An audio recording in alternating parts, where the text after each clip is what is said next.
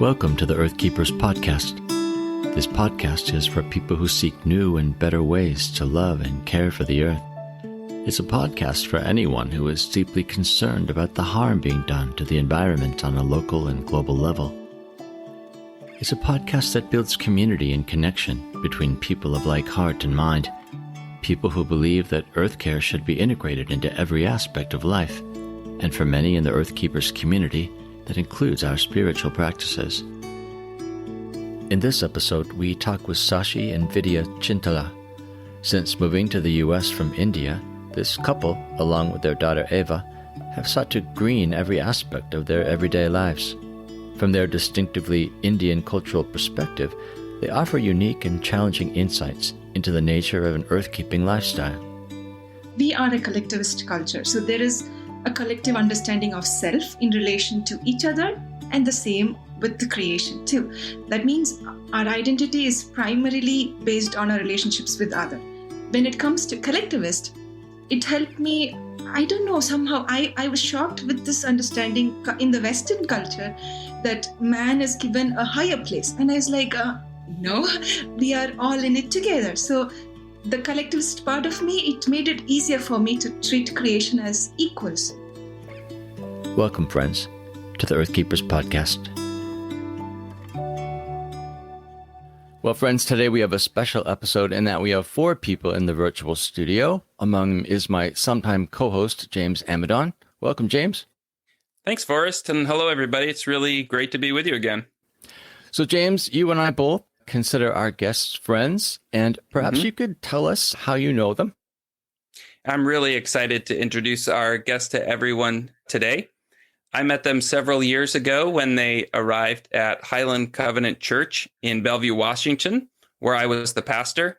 And I have gotten to know them as kind, thoughtful, generous people who have also become quite the earth keepers. And I'm excited for them to share their story today. Their names are Sashi and Vidhya Chintala. And Forrest, you know them as well. I do. I know Vidhya primarily because she was a student in my community development program and then met Sashi through her later on. So welcome, Vidhya, Sashi. Perhaps you could talk to us a bit about what you do with your time these days. Sure. My name is Sashi Chintala. So I'm an IT professional. My wife, Vidhya, and I moved to the US for my work in 2014. We live near Seattle, Washington, and we have a 2.5-year-old daughter. Her name is Eva Grace. So basically I do my work, and then after the work, probably we do some gardening and spend time with my daughter and go for a bicycle ride on a trail. So that's pretty much about it, what we do. Hi, everybody. I am Vidhya. Besides all the parenting and housekeeping, I enjoy gardening. I enjoy learning. I like to volunteer at local nonprofits and spend time with kids in my community. And recently, we started a YouTube channel called Wildly Wonderful World, where we make videos on our own experiences and share information on everyday practices of creation care that we can practice within our homes, within our gardens, with kids, and as a community. You have been exploring different ways to practice earth care these days. I'm wondering if you could tell us a bit about some of the things you've been learning and trying out. I think one of the significant things I can point out to was when we bought this house, probably a year ago, we were intentional about furnishing our house just with used stuff, like recycled stuff. Most of our furniture, we bought it on OfferUp. I even bought houseplants and pots on OfferUp. That's how I started my love for plants. And I found that whenever we bought something that way, every element in the house had a story to tell. So each time someone would come visit us, I would say, oh, I got this from OfferUp, and it has a story. So that way I'm also talking to my friends about recycling stuff, and not just clothes or furniture. It could practically be anything that you can use recycled. That's one aspect. And then we started making changes to our lifestyle. Now that I have a laundry room, I always hang dry all my clothes, and I use soap nuts. So these were something that we used back home in India. So we use that as a laundry detergent. So that reduces all the chemicals and the plastics and everything involved with that. Another aspect would be thanks to Courtney in her recent podcast, as she was like, we should change the shampoo bottles. And I was like, yeah, I've been thinking about doing that since a long time. So we moved from using bottles in everything to shampoo bars, soap bars, and things like that. And we have also made a couple of big changes, especially with our heating system in the house. So we had an electric heating system. It was burning a lot of energy and our electric bills were very scary. So we researched and bought a heat pump. That way we were reducing our energy consumption. At the same time, we were very conscious about how we used a thermostat. And I could think of a couple of funny ones from our culture. This was with regards to water usage. There is a saying in our Indian culture, the more you use water, the more you spend money. So in our culture, it is always appreciated that you use less water. So you are saving upon your money. But here, what I have learned is back home, we would use a bucket and a mug to take a bath. So I have noticed that coming to the United States, we used up a lot of water in the shower. It was so good. You never want to come out. We never thought about the amount of water we would use. So we started having like a bucket and a mug system. So you're rationing your water supply. So it struck me because since water is easy here, we tend to use it so generously. And I thought just because we have it doesn't mean you should use all of it. We should still be conscious about what we use. Well, they are tiny things, but that's a lot. It really adds up to a clear picture of you guys making very conscious decisions about how you run your household and how you live your lives. And clearly it hasn't always been that way for you. So I'm wondering if each of you could share a little bit about what started that shift in you and how you relate to the environment and the world around you. Back in India, we used to have a garden. We used to see the greenery only in school parks or in the public gardens where we go and spend some time. And that's a wonderful memory we have in our childhood. But after coming to the United States, we lived in Northwest University campus in the year 2015 to 17.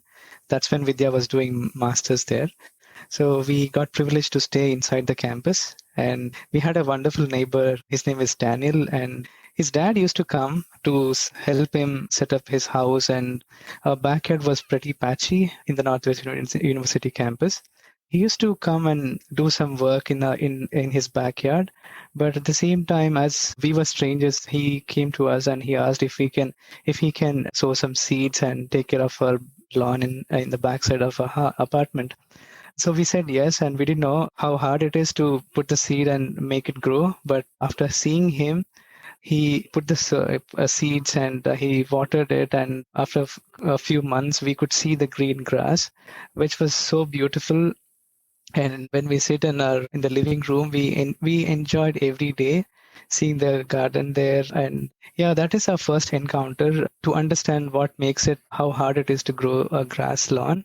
The second thing is, not to embarrass you, Forrest, but that's when you asked us to do puppy sit in 2017 when you were away.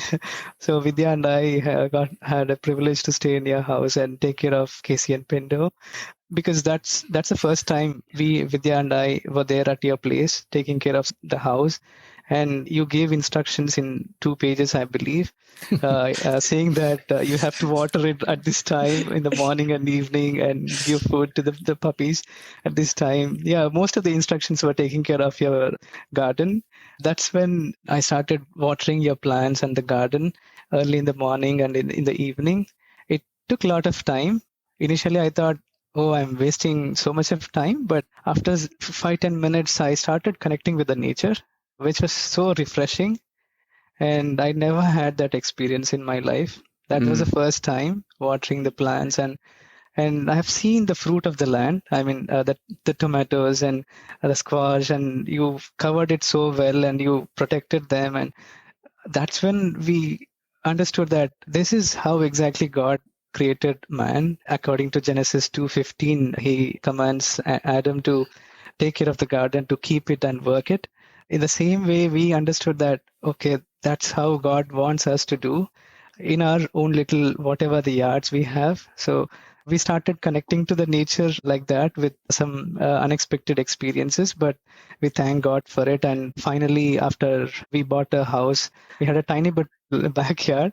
But Vidya and we started exploring the things, and few months after we got settled in the house, we started working on our yard in our backyard first, and we started everything new. And somehow we got connected so much to the nature to water the plants, and it has changed a lot. I mean, all these experiences, and one of the experience was listening to your podcast. That is also one of the great learning for us, for me especially.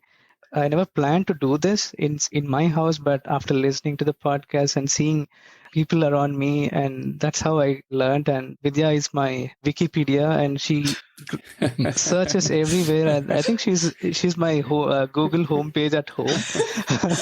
Yeah, she does everything, and she gives me the plan, and I execute it. So that's pretty much about it. Oh, that's wonderful to hear.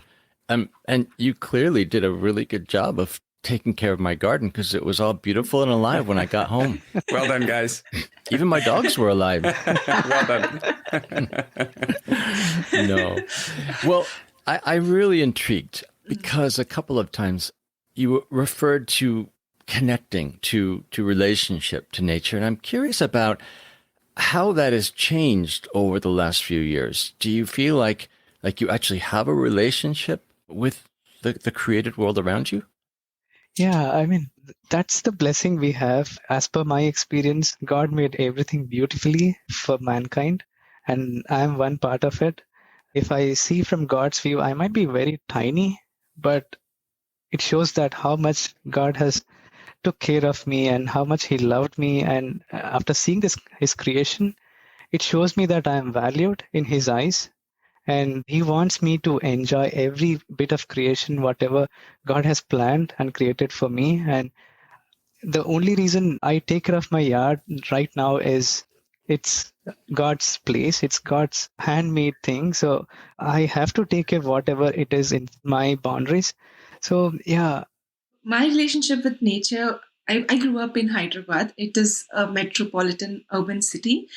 I don't remember having any experiences as such with nature growing up, except that I would get once in a few years, I would get to visit my mother's native place, which is another state called Kerala. It is called God's own country because it is so beautiful. It is a land of wetlands and very lush vegetation. So I got to smell the mud. I got to hear the crickets chirping. It was such a beautiful memory. It was like a dream for me because it was only a few days in many years. That was when I would feel so alive. So I would always stick to that memory all throughout my childhood. But coming to the US, which in 2015, after marriage, I never thought what was a dream would be my everyday life, because it was surreal for me that I could be in a place where I was surrounded by so many trees and plants and I can smell the rain and the earth. It was and is still surreal for me. But in terms of the relationship, I think it has evolved over time. That I learned that, God is alive in creation and doing the groundwork, working on the garden, in the garden, handling plants. That's when I realized that, God is within His creation. And all of those Bible references where Jesus refers to nature, and both in the Old Testament and New Testament, came alive to me in a new way. Like now it meant what the parable of the seed, it was new. It all felt new to me. It felt real, more real to me in the natural world. That's great. And you and Sashi have both shared a little bit about your childhood experiences. And as Forrest and I talk to people about their relationship to the non-human world or to creation or to nature, we often ask them about their childhood because that's when we form our first relationships.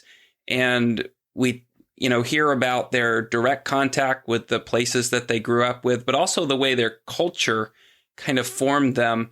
And having both of you grown up in India, how do you think that location and the cultures within India help shape you and kind of put you on a path to which you're on now? India is a beautiful country. It is rich in biodiversity and in terms of culture too. There is multitude of cultures. And I think it has officially recognized 1,652 languages and dialects just within one country. That's what, when I was studying in school, that's the number. So I think it must have still increased now. I think I would like to point out two things specific to Indian culture. One being, we are a collectivist culture. So there is a collective understanding of self in relation to each other, and the same with the creation too. That means our identity is primarily based on our relationships with other. I always struggled this when I came to the US because I never knew what self meant. What do you think? There is no you in it. There is always we in it. So it took me a while to understand and to navigate that there is also a place for I and not always we. So that's the collectivist nature. I think in terms of creation, there was this thing that creation was not separate from what you are. It is part of you. It's part of your culture. And that is the reason why there's a lot of festivals around nature seasons, like harvest seasons and planting seasons. So the culture was embedded in how nature worked, like because it was primarily agriculture was a profession. So we had harvest festivals where we would celebrate nature's bounty. So that is one example in terms of our culture. And then there is this other aspect of worshipping nature as divine in terms of religion. And that divinity was not just plants, like it's not just the neem tree that was worshipped, or it was not just the holy basil plant that was considered divine, but all aspects of creation. It is also the river Ganges. It is also the mountains, the Himalayan mountains.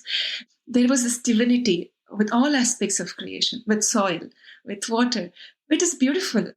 And I think I would add to that, these two aspects, how they helped me was, they helped me and they challenged me. As I said, the worshipping as divine was a challenge when I became a Christian because I had that fear of idolatry.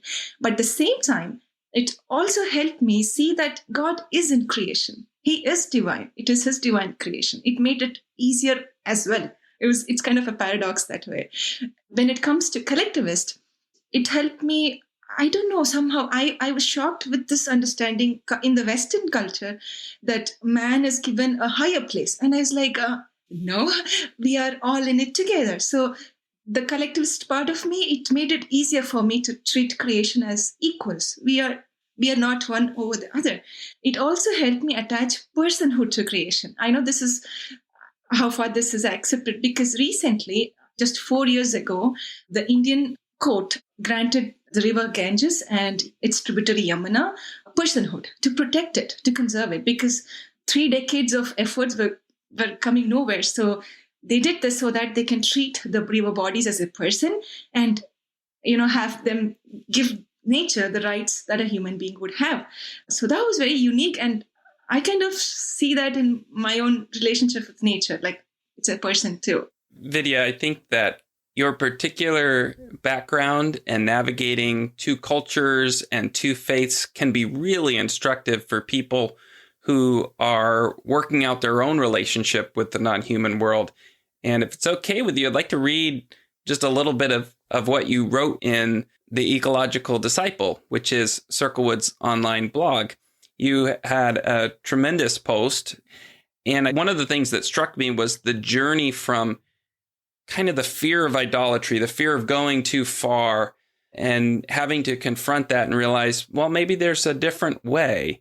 So you wrote, I was afraid that I was crossing a line in my faith, as I didn't know if it was okay to just sit wondering at God's creation, knowing that he is in it all, very alive and speaking. Can you speak for just a moment about what helped you overcome that fear? So I overcame this fear basically when I started working on the yard. There were times I would be low, I would be sad, but I would go back into the yard and work the land and I would feel alive. There was some sense of godly comfort. I don't think it's because I come from a non-Christian background. I know what world's peace would look like and what God's peace looks like. And it was more of God's presence that I felt when I was out working there. It felt more alive, kind of what I'm supposed to do. I don't know, it was so natural. That's when I realized that why should I fear when it is his own hands that have made it? If his hands have made me and his hands have made the earth and all that is within it, and we believe that your other person, your other person can speak, God can speak through people, why can't he? Why am I restricting God with my own cultural ideologies, with my own personal frameworks, be it religious or be it cultural? So I just realized that I was constraining God with all of that backlog. So it was like it was a moment. Well, I think you have a story that people need to hear. And I would encourage our listeners to check out Vidhya's writing at www.ecodisciple.com. We've been talking with Sashi and Vidhya Chintala about the lessons they've learned in the process of seeking a more earth-honoring lifestyle. As you've heard them say, the Earthkeepers Podcast has been an important source of information and inspiration on that journey. That, of course, is the primary aim of this podcast, to encourage and equip people to be earth keepers and advocates for greener living. Here's a message from another listener about the differences this podcast has made in her life. Hey, Forrest and James, this is Amy. I really like listening to this podcast because it's so encouraging to connect with a hopeful community of people who really care about the earth. So it's helping me and other friends from my church who listen to the podcast make connections with new people and organizations in our own community. And it's giving us lots of new ideas. So keep up the good work. If you find that this podcast helps you to be a better earth keeper, we'd like to hear from you. Leave us a message via the voicemail link on the podcast webpage, or send us an email at earthkeepers@circlewood.online. That's earthkeepers@circlewood.online.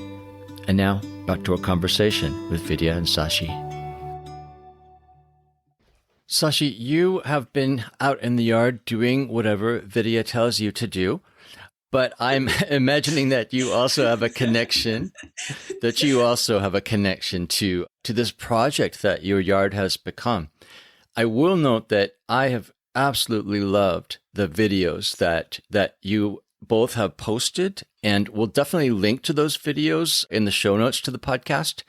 But it's been wonderful to see the transformation in process and to see how your plants have been growing, what plants you've chosen to put there, just the care and sensitivity to sustainability that you've shown. And I will also say that they've made me a bit jealous because your cucumbers are better than any cucumbers I have grown. So yes, I know, it's true. So I'm going to have to come and sit under your teaching about whatever it is you do. But I would love to hear more about the yard in particular. In some ways, it almost seems like a metaphor, like a physical metaphor for this journey that you're on, this journey of learning and understanding creation in new ways. Could you talk about that process, about your relationship to the yard? And Sashi, I want to start with you because you're apparently the workhorse, right, in the garden. So Yeah, starting, I mean, from the beginning, we did so many mistakes starting from our backyard. We removed the sod completely, and I brought a tilling machine from Home Depot, and I tilled the ground, and I never thought that there will be living things underneath the soil, the earthworms. And after growing the yard and after planting, we made a space for putting the plants, and Vidya is a good planner. And later on, we had a front yard and we turned that into some native plants, and Vidya planted some plants. While doing that, I didn't do the same mistake. We didn't want to disturb the earthworms and insects, whatever they are inside the ground. We are just covering with one layer of cardboards and just thinking about, we never had that in our mind. But now when I think about the ground, what are the real heroes behind the screen? They are earthworms and bees and pollinators, butterflies and hummingbirds. I've seen all of them in our backyard. Seeing all this, I mean, Vidya planted some wildflowers, and even the lawn also, she planted eco lawn. That gives food to the bees and pollinators and insects. And also we saw hummingbirds. Probably we'll put a video in our channel later on, but yeah, seeing them eating food and giving them good food has given a lot of satisfaction. I think in Matthew 6:26, Jesus tells that the Heavenly Father feeds them. And I don't know, I'm privileged to help God to help feed the birds and the little things around us. So yeah, that's about my experience and understanding throughout this past 1 year. Vidhya, how about you? Shashi's just mentioned about the lawn. It was it was neglected for 10 years. So we thought to rebuild it. And when I wanted to plant the seed, I started researching, why is it the way it is today? I learned that the green grass lawn we see in most of North America is a sign of prosperity. It was a sign of colonialism, and it required a lot of effort. It required a lot of money. And I was like, okay, what is the benefit? Nothing. Like, seriously, it was just good to the eyes. I was kind of taken aback, and I was thinking, it stood in stark contrast to what God's plan was for creation. The grass lawns were uniform. It required a lot of maintenance. There was no sustainability within it. It just required more and more and more, just like the corporate world that we are in. But God's plan is different. He always plans things that are diverse and that are sustainable. And that's when I took me to an eco-lawn principle, where you would have grass along with something else, like a diverse lawn. Our lawn is basically grass and microclover. So the microclover would fix nitrogen within its roots and feed the grass. So we don't need to fertilize it. It has deep roots, so we don't need to irrigate it as often as we need to. And we don't need to keep mowing it. And when it would flower, it was excellent food for the bees. And that way it was like a win-win for everybody. And our lawn never turned brown all throughout the summer. It stayed green all the while. So that was the first learning, kind of rewinding why things are done the way it is and redoing things in a different way. And then with the plants, what we did was we started doing companion planting. That's when you plant two plants together that support each other. For example, the French marigolds protected the soil health. So we would have French marigolds in bunches both to feed the pollinators, but also to provide good health for the soil. It would kill harmful nematodes within the soil. So things like that, like carrots would go well with tomatoes, beans with cucumbers, because cucumbers need a lot of food. So I planted the cucumbers with the beans. So the beans would fix nitrogen and feed the cucumbers. So I didn't need to fertilize it. It all took care of itself, I should say. And then the microclover brought all the bees for the pollination. So we had good yield too. So it was just about understanding how creation works and just doing whatever we can within our means to bring parts of it. Basically listening. Just listening would do. I think a little bit of research. Everything is out there. Like, I did everything online. You have all the information out there. It was just going to the right place, just having the interest to learn. And God helped me throughout. And Shashi had the patience to do all the work too with me. I think the word that's coming to mind as you describe the transformation that your yard has gone through is abundance. Yes. And I know it's not as if you have a massive yard. I think our listeners should be encouraged to go see your video because they can see what's possible in small spaces to bring that kind of abundance right out your back door. And it's providing food for your family, for the creatures around your home, and nourishing your soul as well, which is very, very clear from what you're saying, which is just lovely. And I also know we had your daughter, Ava, join us via video just a few minutes ago for a bit. And she's been part of this journey with you as well. Can you talk a little bit about how she's young, but how have you seen the impact on her? One particular instance comes to my mind as a mother was I had this house plant. It was way back when she was just 18 months then. And it was a beautiful house plant. She was mad at me for something and she plucked the leaf off the plant. And I was so upset. I was like, Eva, why did you do this? She just kept silent. And then I didn't know what to do. How would I tell her? And then I told her, Eva, this is not a thing. It's a living thing. Say sorry to the plant. Go hug the plant. And she thought for a minute and then she went hugged the plant and she gave it a kiss.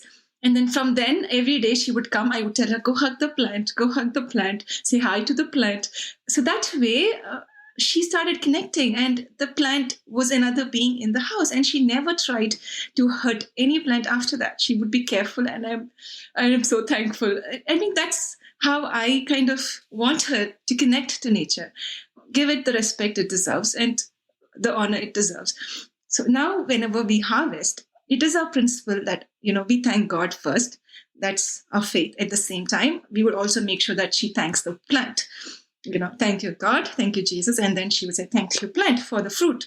And then whenever we go out for a hike, Shashi would make sure that she says hi to the river or, bye river, hi river. So kind of that personal bonding. I think that's where she is right now. She's very keen these days. She would see a bird even before we would see. Even we'd be driving by, she would notice what's around her. Maybe it's a bird or a bee. So I really like that. She's getting to do all this, which we never had the opportunity to do. And she's getting to see what a carrot plant looks like, because me or Shashi in our lifetimes haven't seen what a sunflower plant would look like or how a corn plant would look like. This is all first time. We are seeing it for the first time in our lives, how carrots are taken out of the ground. So I'm glad that she's getting to experience it and think that is normal. That is how it is. Today in the morning, it was a little bit raining. With Ava and I were just sitting on the sofa watching outside. Suddenly she saw a bird. A bird was chirping. It was doing some noise, and Ava suddenly saw that, and she went there, and we tell her, don't scare the birds, be sensitive to them. And it's a great thing to see my daughter in her young age connecting to these birds and nature. It's so exciting to see her, and we thank God for this opportunity that she is experiencing this wonderful God's creation. Well, you guys are great parents, and Ava's a beautiful child. And I think it won't be long before she starts bringing both of you plans for the next stage of your home improvement projects. But I do know that you're obviously working very intentionally with her to cultivate this kind of awareness and connection. But you've also done that with other children.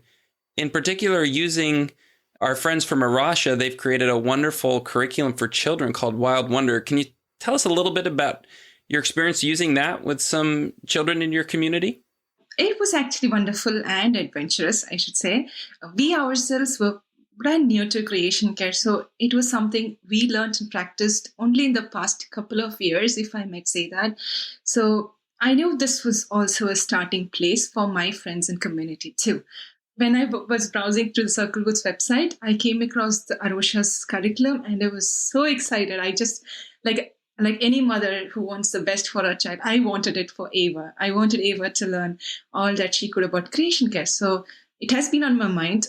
This last summer, I bought it. And then when I went through it, I learned so much. And I was like, if this shouldn't stay just with me or my child, I should share it with as many kids as I can or as many friends as I can. So I started thinking about my friends' kids. I got them a few kids together, probably 5 or 6 of them. I got them together and we did a summer camp. It was a 5-day camp. We did it over 3 days, over 2 weekends and a Friday. And the kids had so much fun. They enjoyed it. They loved it. My goal was basically behind all of this was 2 things, I would say. First was for the kids to look at creation and see and understand their creator God. So next time when they see something, the first thing that comes to their mind is God himself, to see that coming up in them. And then the second thing was that for them to know that their Christian faith, which they are developing in, actually actively seeks to care for creation.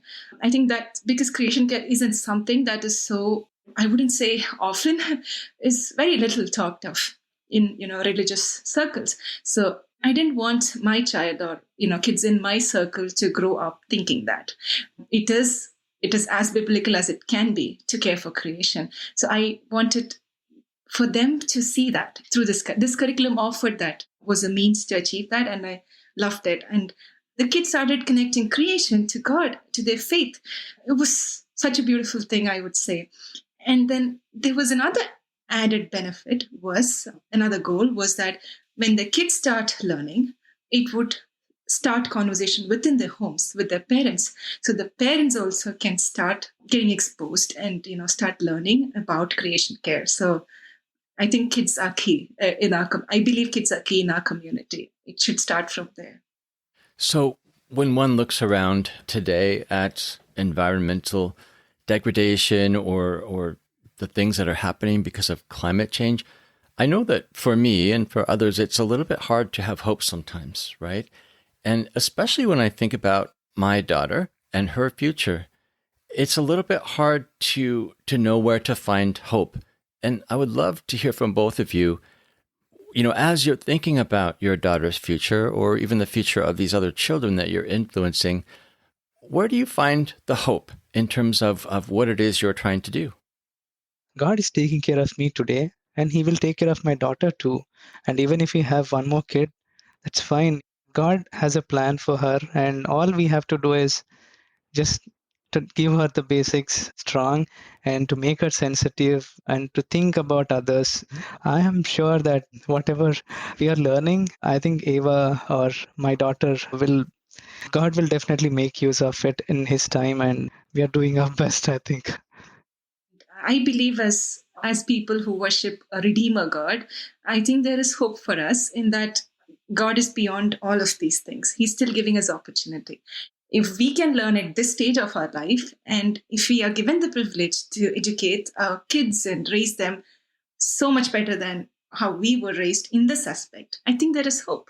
And I also believe that, this is my prayer for my child, is that she would grow up being sensitive and compassionate. I think it is just the fact that if we can raise the level of sensitivity and the level of compassion in our kids, I think they will have that. They will seek the answers. They will figure it out. I have hope.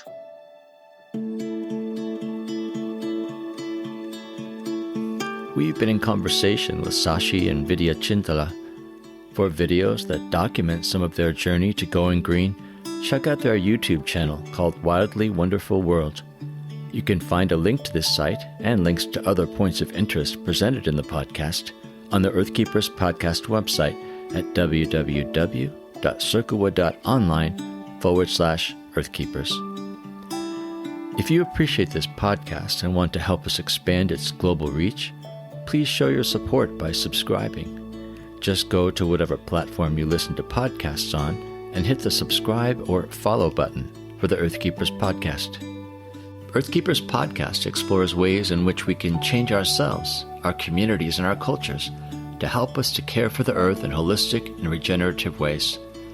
Through curated conversations, we highlight the wisdom of thought leaders and change agents who are making a difference and showing us a way forward. When Earthkeepers stand together, they amplify the impact of their resistance against environmental injustice and multiply their efforts for renewal and restoration. I am Forrest Inslee, your podcast host. Our executive producer is James Amadon. Our producer is Dave Olfers. Forrest Reed is our editor and the creator of our original music. Our research assistant is Rochelle Nordman, and Jesselyn Megerly is our social media director. Thank you, friends, for listening, and please join us next time on the Earthkeepers Podcast.